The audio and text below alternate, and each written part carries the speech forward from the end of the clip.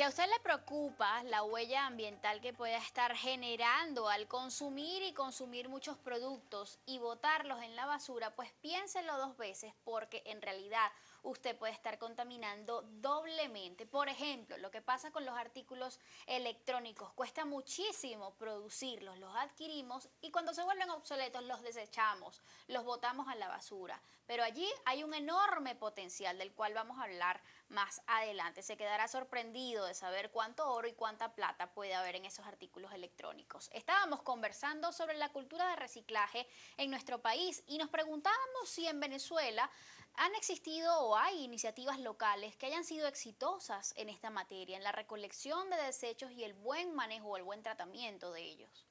Afortunadamente te debo decir que sí, tenemos experiencias que son muy gratas, son muy eficientes, el éxito es total. Por Y ejemplo, las organizaciones no gubernamentales, las ONGs tipo Ecoclick, la gente de Asoprodem, la gente de Tierra Viva, la gente de Vitálica en la Universidad Metropolitana, el trabajo de ellos es excelente. Además motivan, ellos crean expectativas que ahora nos toca a nosotros en la industria cumplir con esas expectativas, que es conseguir las rutas adecuadas de disposición. En Vitambiente lo hemos logrado. Ha sido un trabajo largo, tesonero, pero lo hemos logrado. Tenemos tecnología propia, lo desarrollamos ajustado a nuestra realidad económica y a nuestra idiosincrasia. No es lo mismo trabajar con un sueco que trabajar aquí en Venezuela. Entonces tenemos que adaptarnos y hemos tenido éxito. ¿cuán aprovechables son nuestros desechos? Bueno, depende del tipo de desecho, pero por ejemplo, los desechos municipales, dentro de los cuales están los desechos domésticos, Okay.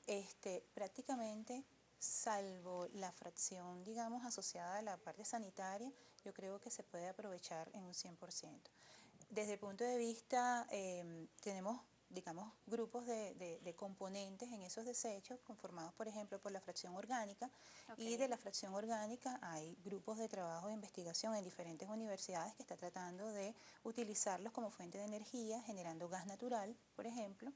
Está la fracción que nosotros utilizamos para nuestro trabajo, que es la fracción reciclable, la fracción seca reciclable, y de eso estamos hablando de un alrededor de 80%, entonces prácticamente entre 80 y 85%, un 30% correspondiente a la fracción reciclable y la diferencia que te estoy diciendo correspondiente a la fracción orgánica. O sea, simplemente descartamos, podríamos descartar solamente la parte sanitaria de los desechos. Y eso sería, bueno, desde el punto de vista de gestión, fabuloso. Hay dos términos que las personas suelen confundir con muchísima frecuencia, desechos y residuos. ¿Cuál es la diferencia? Desecho es lo que usted no le puede dar uso. Por Desecho ejemplo, es brevemente. un bombillo ahorrador que no funciona. Que usted agarra, tal y como está, eso es un desecho. Usted no lo puede utilizar para otra cosa. Nosotros lo que hicimos fue de ese desecho volverlo residuo y lo volvemos 4 elementos, que son sus elementos formes. Metal, la pequeña placa electrónica que tiene, plástico, vidrio fosforado y mercurio. El mercurio lo extraemos, lo llevamos a filtros de carbón activado y el resto de los elementos le damos uso. Y lo llevamos por ejemplo, que yo creo que es la más generosa de las áreas que nos pueden aceptar cualquier tipo de material, que es la construcción.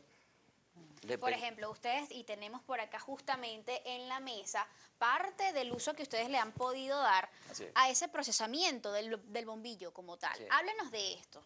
Esta es una prueba que hicimos, por cierto, la hicimos en la Simón Bolívar, y aquí lo que hicimos fue con el vidrio fosforado, que es uno de los productos que nosotros generamos, hicimos una fórmula de cemento.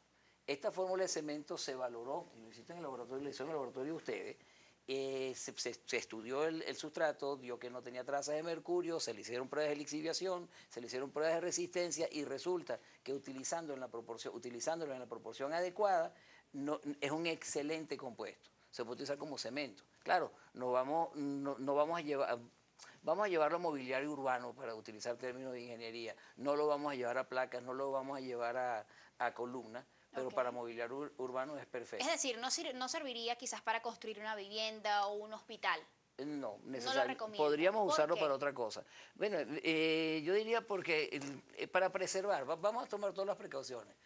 Es más, es mucho más el uso que se le puede dar en mobiliario urbano que en esos usos que tú me estás diciendo. En ese tipo de infraestructura. Hoy en día estamos haciendo unas pruebas en la universidad, en la UCAP, nosotros estamos esperando por esas pruebas para entonces ir y ofrecerles a las alcaldías hacer las aceras ecológicas.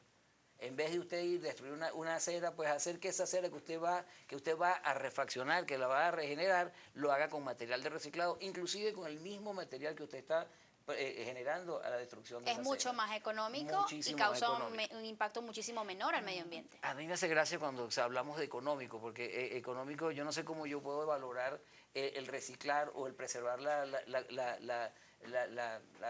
salud del medio ambiente. Para mí no, es incuantificable. Así es. Hay algo, y un poco para que las personas lo entiendan, tenemos por aquí, que quisiera que ustedes lo vieran, esto es justamente esas trazas que ustedes hablan, ¿no? Sí. Este es el residuo que se obtiene tras moler o procesar el vidrio o el bombillo como tal. Es como una pequeña arena y es lo que sustituye justamente a la arena que se utiliza para hacer el concreto. Véanlo por acá. Esto es, digamos, un granulado medianamente fino, se pudiera decir. Uno juega con la granulometría dependiendo del uso que le vaya a dar. Ahora, una pregunta que pues puede estar surgiendo por allí. Si utilizan estos bombillos ahorradores que tienen mercurio y que ya se conoce, pues digamos, de lo altamente contaminantes que puede ser esto, ¿cómo es que ustedes logran ponerlo colocarse en una placa de concreto y no ser contaminante? Se llama tecnología. Nosotros tenemos una tecnología que extrae el mercurio en forma gaseosa que tienen los bombillos y lo separa de este elemento que está aquí. Es decir, ¿que eso está libre de mercurio? Sí, está libre de mercurio, tanto que un barrido electrónico nos dio que no tenía trazas de mercurio el sustrato. Definitivamente algo tiene que haber, pero fíjate algo, si tú bajas la concentración, ya no es peligroso. El cinabrio, que es el origen del mercurio en estado natural, no es peligroso. Nosotros lo hacemos peligroso cuando cambiamos su concentración. O sea, los responsables somos nosotros. Lo que estamos haciendo es ingeniería a la inversa. Si lo concentraste, ahora dilúyelo, de manera que no sea peligroso. Esa es la idea. Hablemos otra vez de otros usos que pudiera tener, digamos, estos materiales. ¿Qué es esto exactamente? Eso es para nosotros motivo de orgullo. Eso lo hicimos en el laboratorio de la Universidad de la UCAP, de la Universidad Simón Bolívar. Y eso es una mezcla entre vidrio del origen de bombillos con baterías, con pilas. Y conseguimos esmalte. Y esa coloración que tú ves allí es producto del tipo de pila que estamos utilizando. Entonces, ya Esto se asemeja muchísimo a los azulejos que utilizamos para decorar. Entonces, ¿qué fue lo que hicimos? Bueno, tenemos dos elementos que son considerados desechos. También una pila que tú la tienes allí, que, ojo, que puede terminar en la boca de un muchacho, en una nevera, porque así es como se recarga, ojo, que no se recarga, vamos a estar claros, pero eso es lo que normalmente sucede, o en el lecho de un río o en un vertedero. ¿Este azul es producto justamente del procesamiento de esas pilas? Sí. ¿Cómo obtienen el color? Por el compuesto de la pila, dependiendo del tipo de compuesto que vayas a utilizar. Y te da el color. El problema es que no tenemos un color preciso, completo, en lo cual podamos llevarlo a una fábrica de cerámica. Claro. Porque ellos te exigen una uniformidad en el sustrato que tú estás entregando. Pero para cuestiones ornamentales, floreros, artesanales, vitrales, perfecto. Además, estás ahorrando divisas porque todo eso se trae. ¿Cuál es la diferencia entre un desecho peligroso y uno no peligroso? El nombre te lo dice. Que haga daño a la biota, no solamente a nosotros, a la biota, que es la mezcla de todo lo vivo que hay en el ambiente. ¿Y ustedes procesan ambos tipos de desechos? Sí, nosotros estamos ahorita, mira, por ejemplo, ahorita tenemos un proyecto para trabajar con lodos papeleros, que no es un desecho peligroso, sin embargo, estamos tratando de dar una solución. ¿Qué es eso de lodos papeleros? Las fábricas que recuperan papel, la fábrica, sin decir nombre, aquí se recupera mucho papel y se hace cartón, ellos generan en su proceso un lodo papelero, que es una sustancia tipo lodo con grandes cantidades de celulosa. Entonces, eso cuando uno lo comprime, tienes por un lado agua, que normalmente iría a donde no debe ir, y ese compost de celulosa con tierra, con lodo. Con ese lodo queremos hacer ladrillo. Y lo estamos haciendo. Yo creo que va y dentro de unos meses damos una buena noticia. Mezclando con arcilla, ¿no? ¿Cómo sí, es con arcilla, exactamente. ¿Cómo es que investigadores de la Universidad Simón Bolívar y de la Universidad Central de Venezuela lograron convertir basura en muebles? Bueno, fíjate, como mencioné hace rato, la iniciativa surge a raíz de, digamos, la inquietud de la profesora Rebeca Sánchez de reutilizar esa cantidad que se estaba generando, se estaba desechando en los vertederos, ¿ok? En los vertederos, incluso algunos a cielo abierto. Ni siquiera llegaban a los rellenos sanitarios por el sistema de recolección en algunas regiones de Venezuela. Entonces, bueno, nosotros empezamos, digamos, a visualizar los tipos de materiales que estaban involucrados en esa fracción reciclable de los desechos de origen doméstico, y nos dimos cuenta de que la mayoría de los polímeros que estaban allí involucrados eran de carácter termoplástico. Un polímero puede ser termoplástico o termoestable. Un termoplástico es aquel que fluye con calor, o sea, tú lo calientas y él se derrite, exactamente. Y el termoestable, todo lo contrario. El termoestable tiende a quemarse más que a fluir con el efecto de la temperatura. Entonces, nos dimos cuenta de que teníamos una masa muy importante, no solamente en términos másicos, sino también en términos volumétricos. Ocupaba un volumen bien importante de los polímeros, y nos dimos cuenta, digamos, que con aplicación de calor podíamos de repente embeber, y aplicando un poco de presión también, podríamos embeber el resto de los materiales que conforman esa fracción reciclable. Le hace metales, le hace vidrios también, vidrios o cerámica, cualquier plato que se te quiebre en casa, pues puede incorporarse a ese material. Tenemos de hecho una muestra por allí, si la pudiéramos localizar, por favor, señor director, para que las personas vean justamente de qué estamos hablando. Ok, continúa. Entonces, tenemos también la parte de cartón. En una primera instancia, en un primer material creado, añadimos el cartón, o sea, todo lo que conformaba la fracción reciclable la incorporamos. Y allí tenemos, fíjate, dos tipos de materiales. El material compuesto inicial, creado a raíz de la tesis doctoral de la profesora Rebeca, en el que incluimos toda la fracción reciclable. Le hace metales, polímeros, vidrios y cerámicas y cartón. Luego evaluamos mecánicamente estos materiales. Hicimos algunas pruebas asumiendo un posible uso, por ejemplo, para muebles, donde pudiera estar expuesto a algún tipo de humedad, etcétera. Hicimos algunas pruebas de inmersión y nos dimos cuenta que de repente la presencia de cartón podría traernos algunos problemas en términos de propiedades.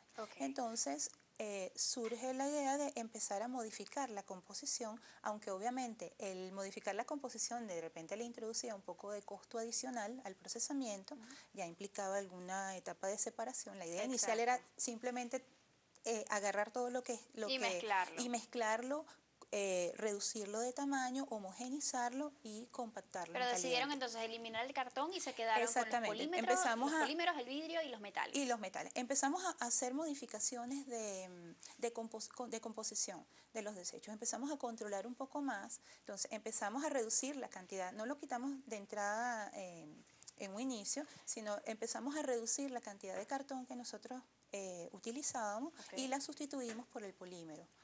Por la fracción de plásticos.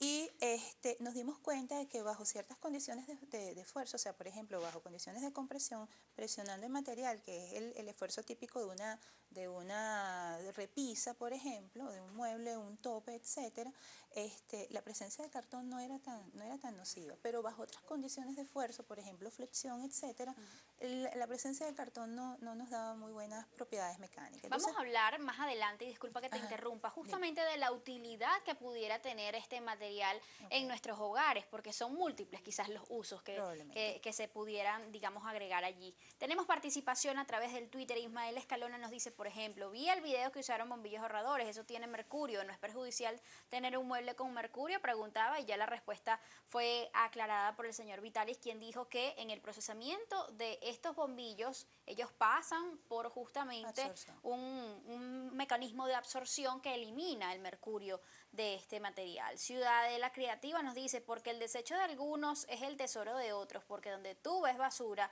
yo veo posibilidad. Ellos también agregan un poco más adelante algunas fotografías sobre, digamos, monederos o carteras que se están haciendo muchas veces con algunos materiales de desecho. Por acá nos dice también Ivana González, uno quiere reciclar pero desconoce empresas recicladoras y cómo realizar el proceso. Por favor, indiquen cómo hacerlo. De esto también vamos a hablar al regreso de esta pausa, amigos. Les invitamos a que continúen participando con nosotros a través de la cuenta en Twitter, @solucionesgb. Recuerden hoy el hashtag o la etiqueta Soluciones Reciclaje. Ya venimos.